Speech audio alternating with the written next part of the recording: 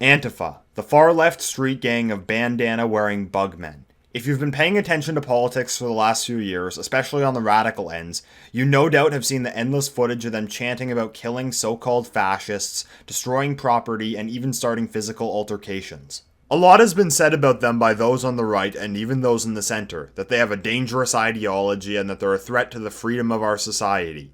Which may be true, but there seems to be this notion that they're this fringe far-left sect hell-bent on bringing about communism.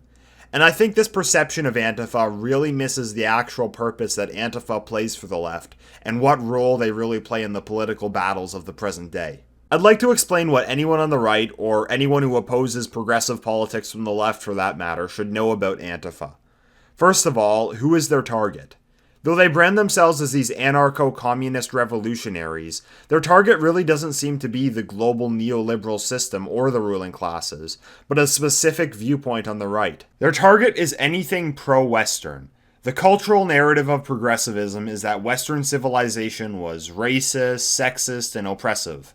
White people oppressed non-white people, men oppressed women, straight people oppressed gay people, and so on.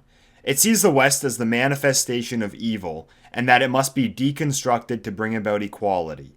This is the cultural narrative that Antifa wishes to enforce, and their target is anything that runs contrary to this. What Antifa means when they say fascist is anyone who opposes this narrative. This is a very wide range of individuals, including everyone from centrists like Jordan Peterson or Sargon of Akkad, to populists like Donald Trump, all the way to nationalists or the alt-right.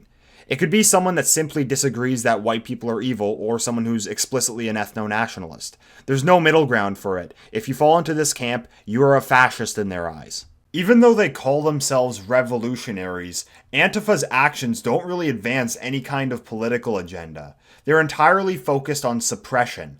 Their activities include counter-protesting right-wing events, shutting down speakers, and doxing people over the internet. Antifa is short for anti-fascist, but their actions are not geared towards subverting a supposedly fascist society, but suppressing dissidents that they consider to be fascist. The actions of Antifa clearly show that they're not in favor of free speech. One of their chants is, "No platform for fascists." This really doesn't make sense from the standpoint of a radical group. If Antifa wanted societal change, they'd be in favor of free speech because you can't get a controversial message across unless you have a platform to do so. And they really don't seem interested in using a platform to get a message across at all. They just seem interested in denying others a platform. Antifa receives quite a bit of mainstream support. There's plenty of news publications that have called the actions of Antifa justified, even when they resort to violence. It's quite common for people on the left to insinuate that being opposed to people who say they want to quote-unquote punch Nazis must mean that you're a Nazi sympathizer. And as we've established, their definition of Nazi is pretty broad. And who makes up the majority of Antifa's members? It's college students. Where did they get these ideas? From their professors. It's no secret that the ideas of Antifa are taught in major universities. Again, dissidents do not get to teach their ideas to students with the backing of multi-billion-dollar institutions. Dissidents do not have mainstream news corporations upholding them as defenders of freedom. And their major tactic is doxing. They pressure corporations to fire people who they expose as having far-right views, whilst it's common for professors associated with Antifa, such as Michael Isaacson or George Cicarello-Mar, to openly call for violence and face no consequences.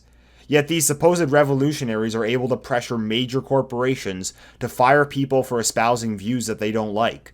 Again, revolutionary dissidents are not able to levy the weight of the most powerful institutions in society against their political enemies. So here's what anyone on the right should know about Antifa.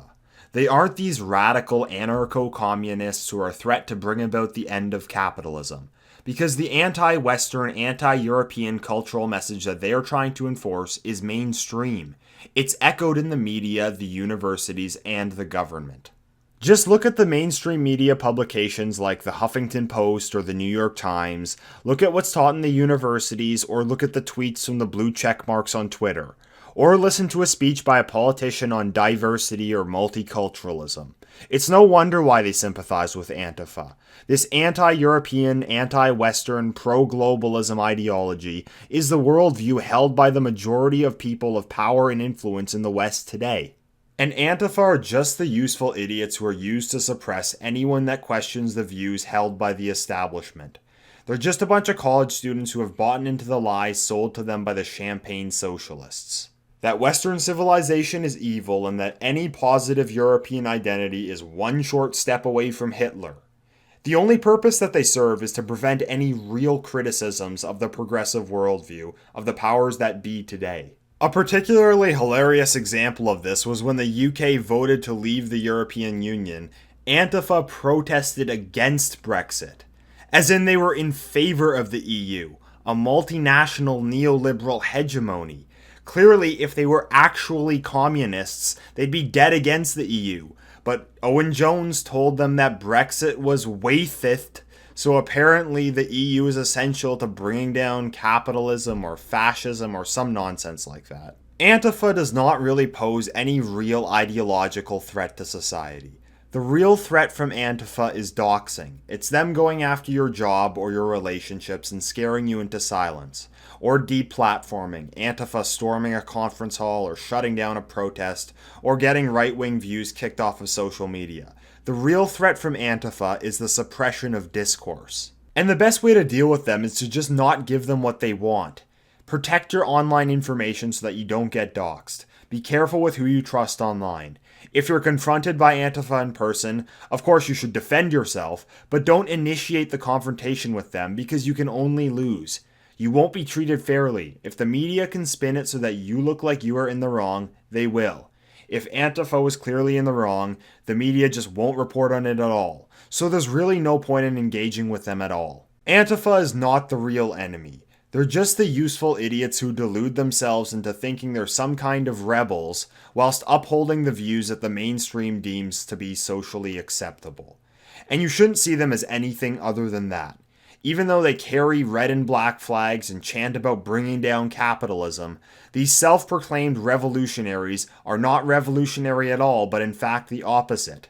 They're just the hyper-conformists determined to uphold the prevailing anti-European, anti-Western cultural narrative of the present day.